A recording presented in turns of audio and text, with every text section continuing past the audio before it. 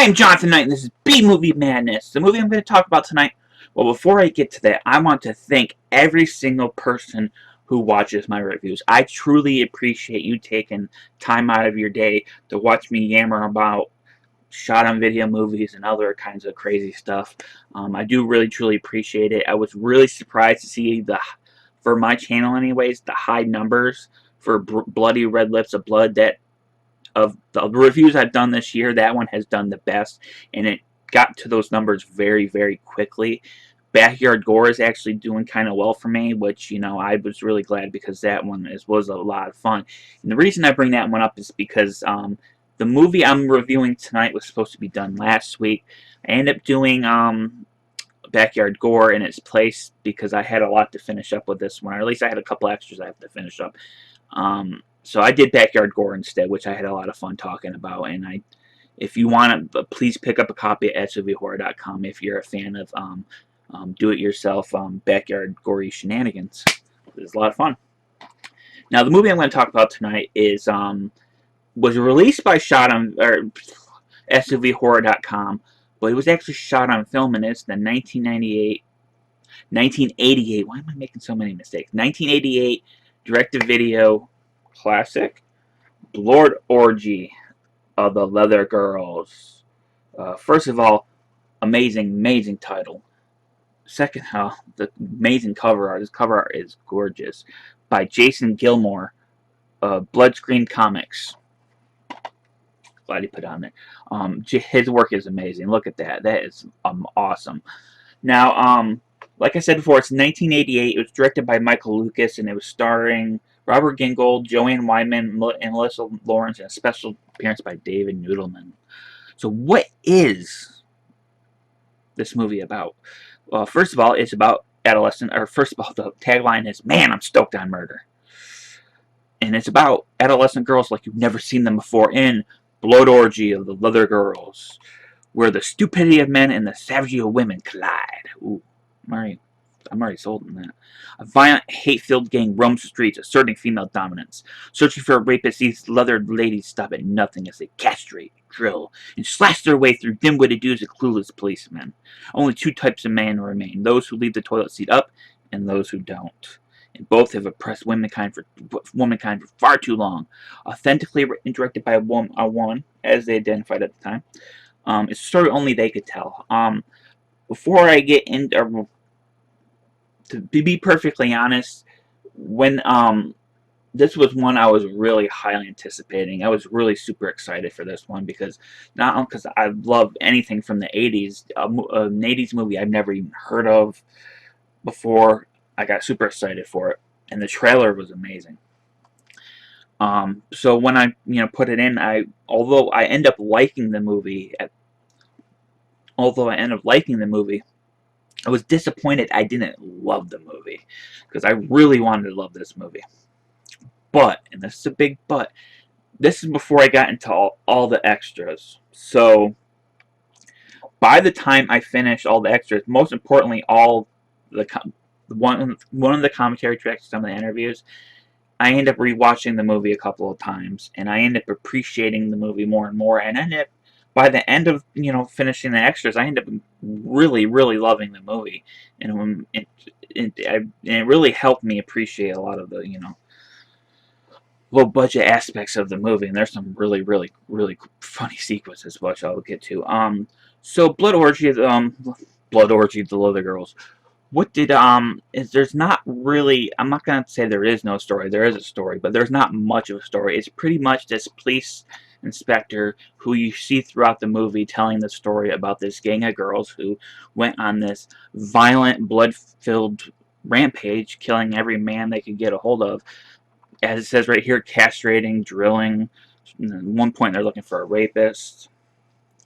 So there's not much of a story, but you really don't need a lot of story because this is not a movie.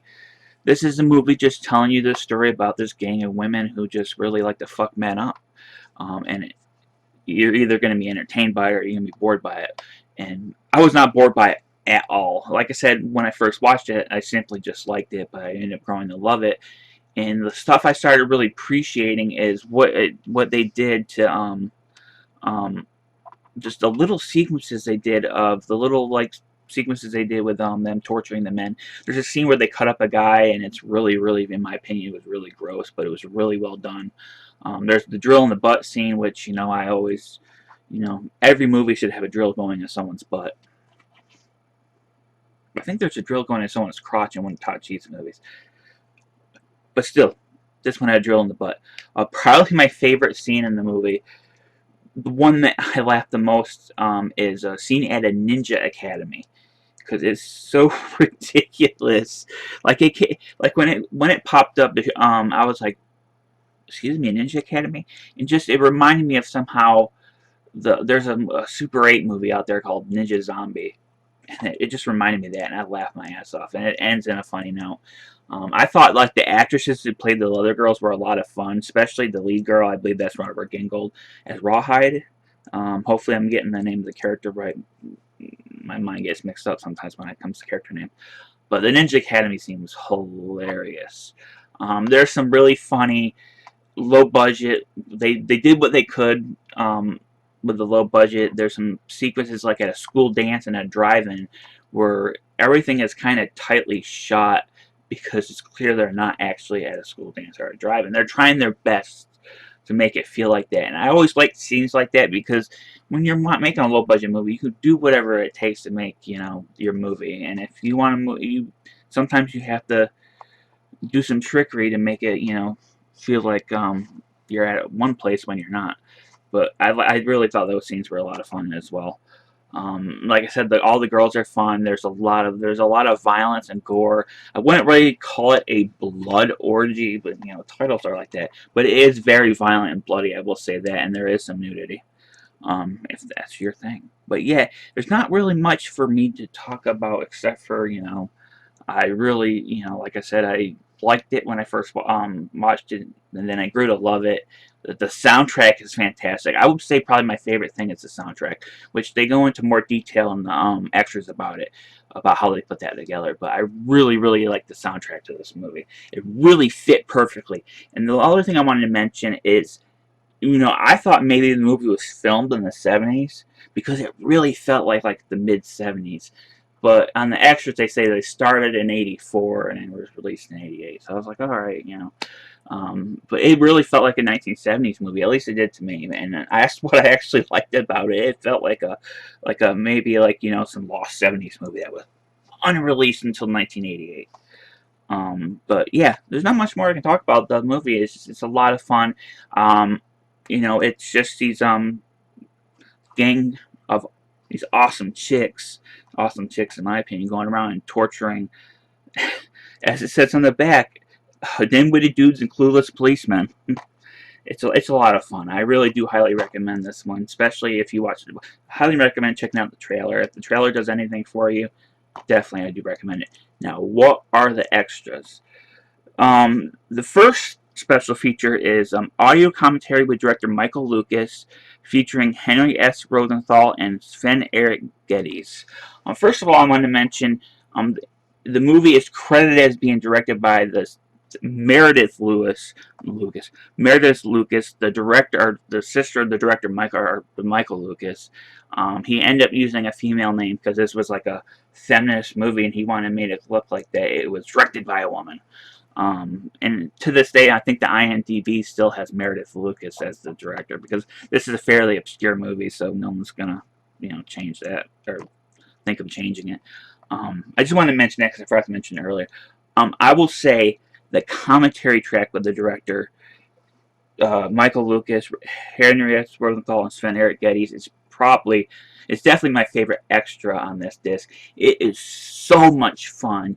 It is informative. They laugh a lot, tell stories. It reminds me a lot of the commentary tracks for Evil Dead 2 and like Chud. If you haven't listened to the commentaries for those movies, then you probably won't know what I'm talking about. But listen to those commentaries, and I highly recommend. If you watch this movie and you don't like it, listen to the commentary track. It's so much fun. I had a fun time. I had a little bit more fun than when I was watching the movie. It's a really good. It's exactly what a commentary track should be. Just behind the scenes story, joking around, telling stories about the various actors, the star meter ratings. If you don't know, on IMDb, everybody has a star meter. And of course, many of these people never really acted again, so their star meter is like really down there. Um, there's a second commentary track by superfan Waldfield. I'm gonna be honest with this one. I was really thrown off when I clicked on this because it was a text to speech voice doing the commentary, and I'm gonna be dead honest. I did not finish it because I could not wrap my head around it. I didn't know what the hell was going on. I thought maybe it was a practical joke, but it's just telling you what was on screen and all that. I couldn't really get into it, so I don't recommend that commentary, but I do recommend the first one. There is a video interview with director Michael Lucas, which is I believe a 20-ish minute interview with him, talking about the movie, talking about various aspects of cinema. It's a really good interview. You know, it's not as good as, of course, the commentary track, but it's a good like video version of that in a way. There's also an audio interview with Sven Eric Geddes, which I believe he goes into detail about the soundtrack, which is really interesting to hear. Like I said, the soundtrack is fantastic and it fits the movie perfectly. It's really, really good. Michael Lucas bonus movies. Okay, there's 2 bonus movies on here. The first one's actually an hour, a little over an hour long, and it's The Devil Has the Biggest Tits You Ever Saw. Before you get excited, the title is a joke. It's based on a National Lampoon's parody of a James Bond movie. I think it's The Devil Has the Biggest Penis You Ever Saw. This is much like the commentary track with the Superfan. I couldn't really wrap my head around it most of the time. It starts off with the intro scene shot on video, and the rest of the movie is shot on Super 8. And I couldn't really get into it, but I did finish it.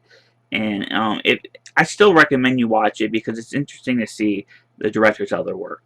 And the same thing with Go Baby Go or Go to Hell, the other movie on here. This one's only 14 minutes, and it's interesting to say the least. So I do recommend checking out both of them.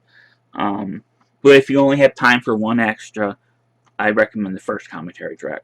Behind the scenes still gallery, which is really cool. There's a trailer for the movie, which is, like I said, I'm going to put it at the end of my thing, or end of my review. And then there's the SOV trailer vault, which is Tony's, not all of his releases, but a selection of trailers from all the other stuff he put out.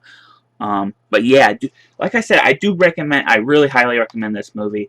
If you're underwhelmed when you first watch it, which I'm not saying you will be, but just in case you are, I do highly recommend it, giving it another watch and checking out at least the the first audio commentary and the video and audio interviews with the crew. I really recommend checking those out. It helped me really appreciate this movie. So definitely, I do highly recommend this. I want to be a big thank you to Tony Marcello for throwing this my way. So let me check this out and reviewing it. I really, really appreciate everything he's done for me. He has been super supportive of my channel. One of the few people that just has really, been really super awesome. I shouldn't say few people. I meant like, whatever. I don't know what I meant. He's one of the people that's been super supportive of my channel. I didn't mean to down anybody else, but he's been super supportive. He's been throwing me a lot of stuff to review. In fact, I got another review I'm doing this week. It's for a Halloween themed short.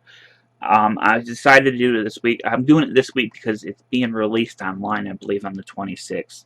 I'm going to confirm with Tony on that. I want to do it close to release date. That way, when people want to watch it, something for Halloween. So I'm doing that this week. Next week, I plan on doing Monster History 101. I cannot wait to watch that. I've been trying to hold my excitement. I've been trying to make a special time for it because it's a special movie. And before, I mentioned it last time, but I'm going to mention it again. On November 13th, Natasha Knighty's Boudoir of Blood is coming out. This is the follow-up to Zombarella's House of Horrors. It has 3 stories in it. One directed by The Green-Eyed Monster, directed by Jeff Kirkendale. Typeface, directed by Tony Marcello. And The Road, directed by Ron Ford. In a feature segment starring Rebecca Reinhardt, Mr. Parka, myself, commercials shot by Maddie Deering. It's an awesome movie. It comes out Friday the 13th. November the 13th is a Friday. So I will be reviewing this one close to release date, so look out for that. But Natasha Knight's War of Blood, highly recommend that. And I also got another short I'll be doing in November. Um, and I'm going to be doing some other reviews. So to end this, what probably seems like never-ending review, do I already mentioned it. Do I recommend Blood Orgy of the girls? Like I said earlier, I highly recommend you checking it out. This is a movie that I'm so glad that I actually took some time to watch it again. I both the extras and I did watch it a second time. And with the commentary, I technically watched it 3 times. Um, so yeah, I do recommend it. It is a lot of fun. It's violent. It's bloody. It's hate-filled. It's perfect Saturday night material. Um, so bring your friends over, pop some corn, and watch Blood Orgy of the Leather Girls. If you like my channel, give me a thumbs up. Give me a thumbs up. Ring the little bell. Comment below. Are you excited to watch this movie? Do you already have you already watched the movie? Let me know below. That's all for now. I'm Jonathan Knight. Oh wait, sorry. If you like to pick up this movie and all the other ones, go to sovhorror.com. I have a direct link down below. If you want some merchandise like this badass shirt and the coffee cups and pins and posters, I'll have the link to the merchandise store below. But I'm Jonathan Knight, and this has been B Movie Madness. Thanks for watching.